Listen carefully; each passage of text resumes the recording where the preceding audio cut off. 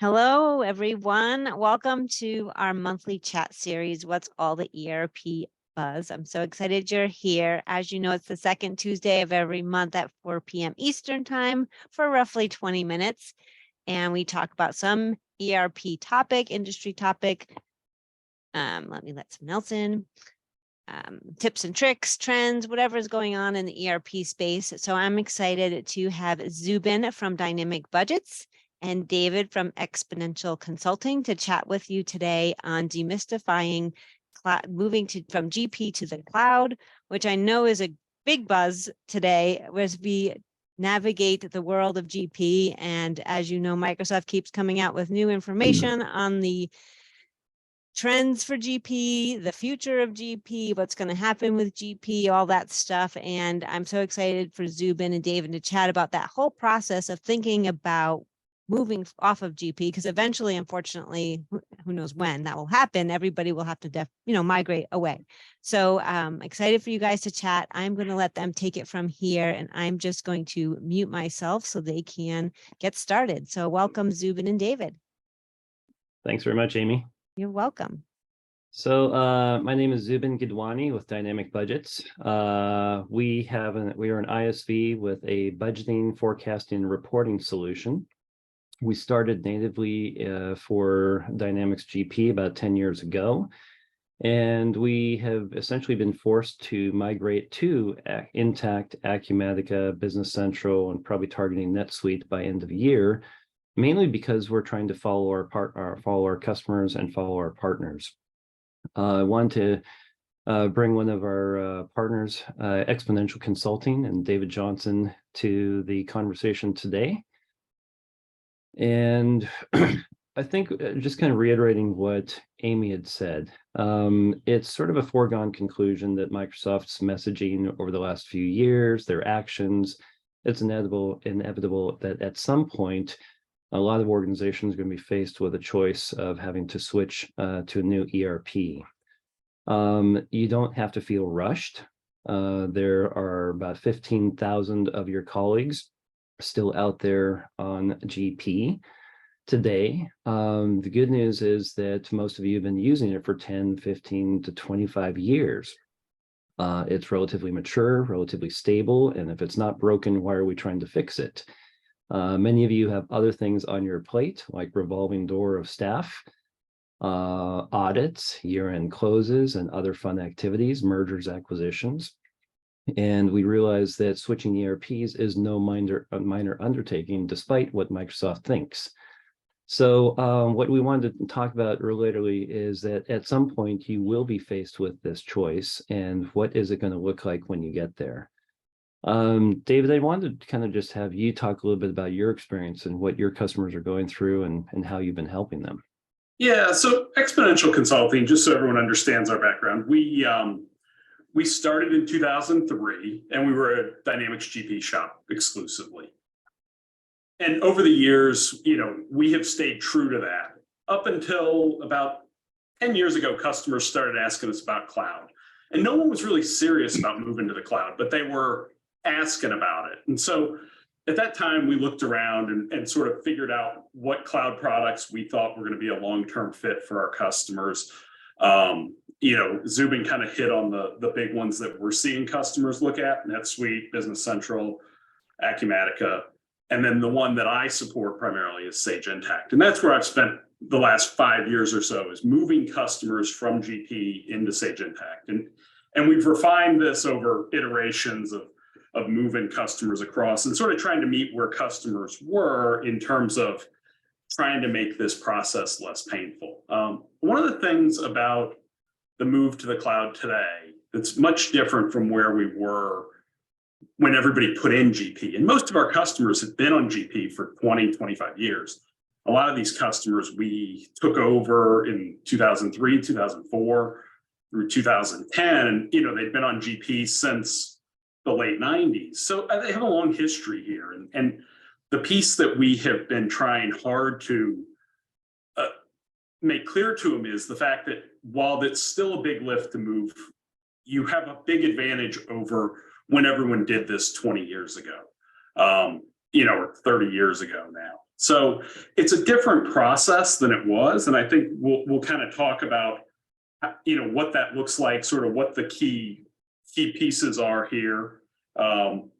Zubin has a piece that actually brings it all together to help bridge from your old system into your new system. So I think, Zubin, did you want to talk about what you're doing around ERPs there? Yeah, and just kind of reiterate again, this isn't a particular plug for any particular cloud ERP today. What we're talking about is the process generically about moving to the cloud. One of the biggest challenges a lot of people have is trying to maintain some continuity between old and new. Some partners that we're working with, like eXponential, are taking a very aggressive stance and offering to bring back multiple years, 5-10 years worth of transaction data into the cloud ERPs. But what that requires is you to remap your accounts. You may have ISV solutions like reporting and budgeting tools. Dynamic Budgets, what we're doing is actually archiving and data warehousing the GP data. Our first Acumatica customer that went live had us archive 22 years of GP history, transaction details up into the cloud. And they could do this year, last year, they could drill back and look at 5 years ago transaction details to figure out why they'd spent that money and for what purpose, and whether or not that's a cyclical expense that they need to plan for in the future. The IT manager was ecstatic that he could spin down the old tired GP server and rely upon something up in the cloud for continuity. So just wanted you to kind of think about that. There are opportunities to remap your accounts. There are challenges with that. Some organizations can remap, some need to keep it in the native format, but your ISV solutions may be an option. Your partners may be able to bring over transaction history, and just kind of think about that as part of the process. Yeah, so one thing with the audience being sort of people that are coming off of GP, one thing to think about in GP is GP has this linear chart of accounts where everything's strung together. All the new systems are dimensional, so those segments become components of a chart of accounts. And there's a lot of power in that. There's a lot of flexibility. I mean, there's no question that was built for storage capacity, back in the 90s when storage was expensive. Now we've got this ability to do dimensional reporting. And there's functionality that comes with that. There's a downside of bad combinations that comes with that people need to address, either through the product or with rules. But the first step in any one of these migrations is going to be that chart design. Zubin has this great piece of being able to do both charts. For a lot of our customers who don't have a well-defined budgeting tool, we have and a tool that can accommodate that. We've converted up to 20 years of GP data with the mapping and with all the detail behind it. Now, when you're talking about data conversion in these newer systems, you're primarily talking about GL data. Very few of them have the tools to convert much more than OpenAP, OpenAR. In fact, I don't actually think any of them have a good way to do that. It gets into the apply records being a problem for everybody and how different systems treat that. But the structure you come up with is so important. And that's what we're really trying to accomplish with customers, to make sure that when they make this move, it's not a move just for move's sake, because we have to. It's a move with the eye to the future of getting 20 years or 30 years. With all these cloud products, they're all getting constantly upgraded. And so that means that the system you select today could very easily be a system for the next 30, 40 years, I think. And so it's very important to pick the right system. And I think what we tend to see is that a lot of your efforts in terms of implementing the new system really needs to be research about how you're going to structure the chart of accounts, how you're going to embrace dimensions. We see some people getting excited with dimensions and trying to come up with every slice and dice of a transaction, of a market, of a product segment, of a destination wholesaler and things like that. A lot of that can actually be done through a reporting system. And you have to remember that garbage in, garbage out. The more dimensions you have, the more painful it is for your staff to enter a transaction, more opportunity to code things incorrectly. So I'd like you kind of a reminder, be cautious and about how you embrace dimensions and spend a lot of time planning it. And I think that's probably one of the things that takes the most time for David and his implementations. Yeah, reporting and chart design are really where the holdups are. A lot of the rest of it, training it's mechanical, right? You can roll through it. You hit on a good point with the chart, because one of the other things to think about in these systems is how many integrations you have. So before you go down the road of designing your chart, make sure the integrations are going to be okay down the road, so that they'll integrate with the new system. That has been one of the holdups we've run into, a blocker on some of our projects. For example, the payroll company, their system, if you do a ton of payroll, you want to make sure that can integrate. And we've had that hold up in implementation where we're waiting for the payroll system to be structured in a way that we can integrate easily with Sage Intacct in one of our implementations. So the holdup's not actually the chart design on our side. It is literally waiting for their payroll company to catch up. So you need to think about that. You also need to make sure you select the right partner. Product is one thing. I think your partner matters. You need a partner who knows your new system. You probably also want a partner that knows at least something about how your old system was structured to the degree you can. That's one of the things that really sets us apart in converting customers to, for me, Sage Intacct, for others, some Business Central, is that we're really familiar with the data structure in GP and how we can pull that data out. The other piece that I think in doing these integrations and thinking about your integrations is, where can you improve? Because I don't want to implement a system that just does what we did yesterday. Automation, particularly with what I'm doing in Sage Intacct bank feeds, there's a ton of automation and capacity there for improvement. And so we're spending a lot of time up front trying to make sure that the system we implement is a big enhancement over what we had in GP. And it's not that it's not just a straight replacement. And we're seeing close times on some customers, not every customer. A lot of times they have, in the not-for-profit space, a membership system slowing them down. But on the customers that might not have that, where there's a delay, an inherent delay in how they built their systems, we're seeing really rapid close times. We have a logistics company that's down to about 3-4 days now. Before it was 20 days, and some of that was staffing. The other thing, and Zubin, you hit on this, I think it's very important in designing these new systems, is to make sure they're sustainable when people turn over. Because we're seeing more turnover at customers, and the more we have systems in place and automations, the better that carries as the staff turns over. Quiet quitting was a big thing, a year and a half ago. Now it's sort of moved into very vocal quitting, it seems like, at customers. So, where people are either retiring or, they're just quitting and changing careers entirely. And, the accounting, there is a crisis in the number of accountants.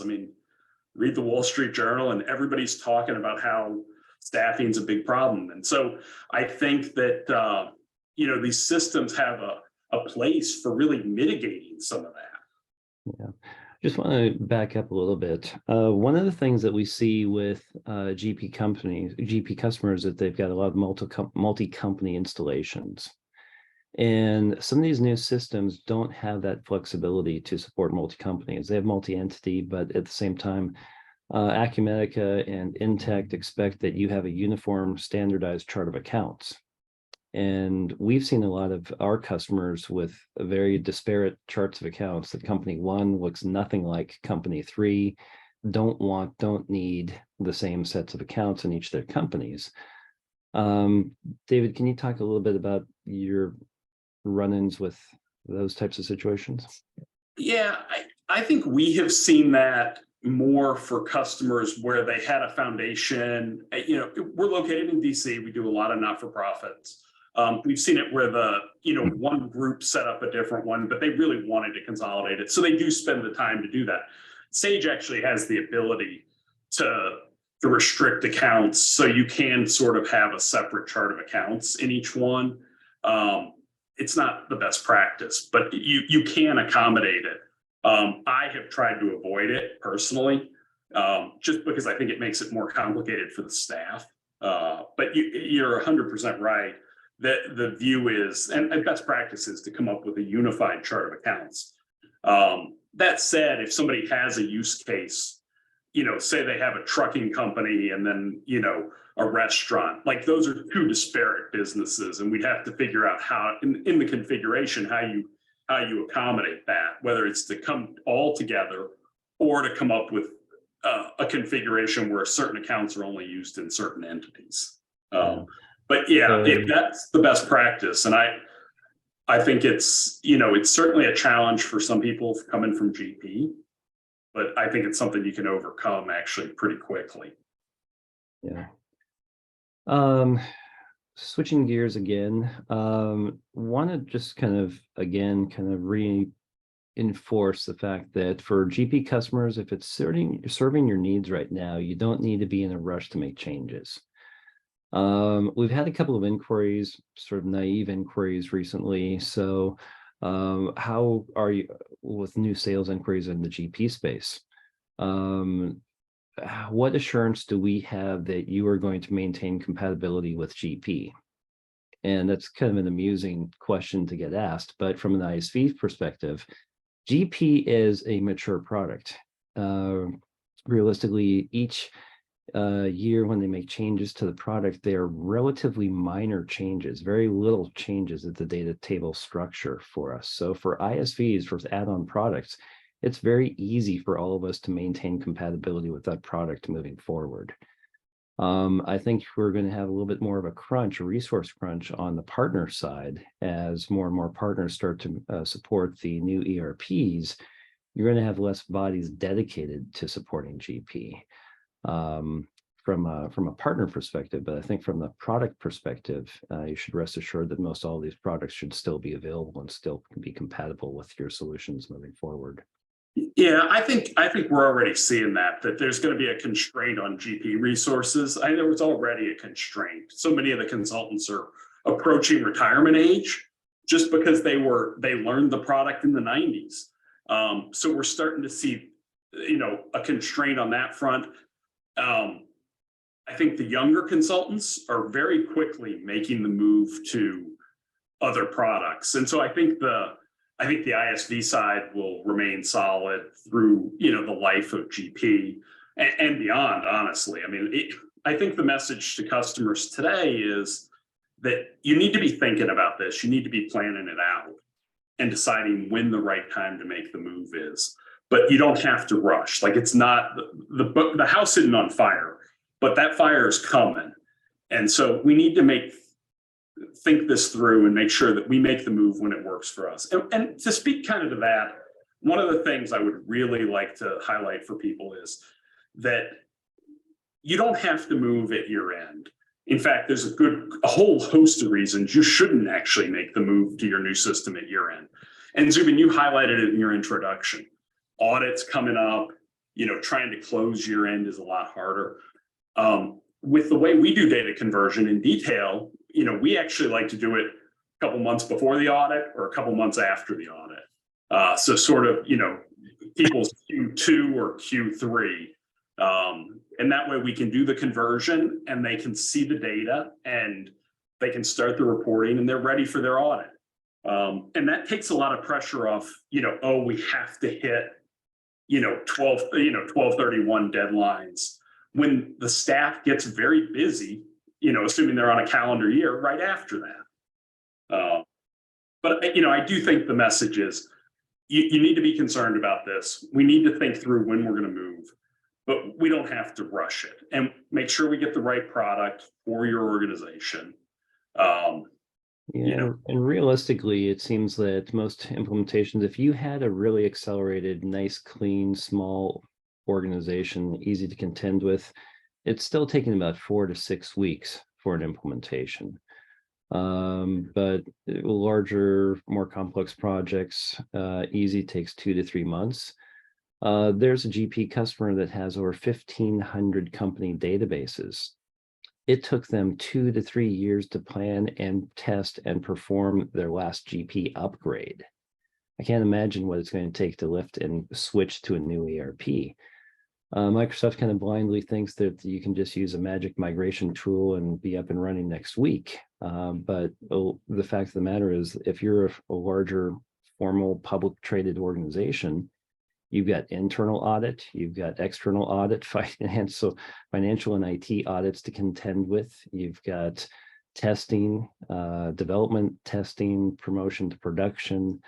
There's a whole process involved, and it's not something that is going to go overnight. So realistically, at least a month, not uncommon for a 2 to 3 months process for the average organization. Yeah, little ones can go very quickly, but at a certain size, and for most of our customers, we're talking 5 to 10 entities. So it does take some time to make the conversion. Yeah. Amy, did we want to open up for questions? Sure. Does anybody have any questions or comments? Share some of your experiences with your customers, or any questions or concerns you might have if you're a customer. We do have a few partners on here. Yeah.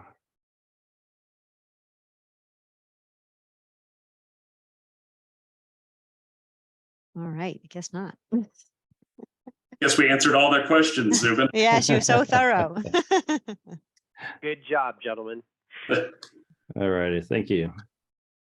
Well, Thank you. thank you everyone for joining us for What's All the ERP Buzz Monthly Chat Series. I do appreciate it. Thank you, Zubin and David, for joining me this month. That was great. I'm excited for what's to come with GP, because as you said, you don't need to rush. So we take your time, but figure it out and have a plan. That's the key. So thank you, everyone. Have a great rest of your day, and we'll see you next month. All right, thank you. Bye-bye.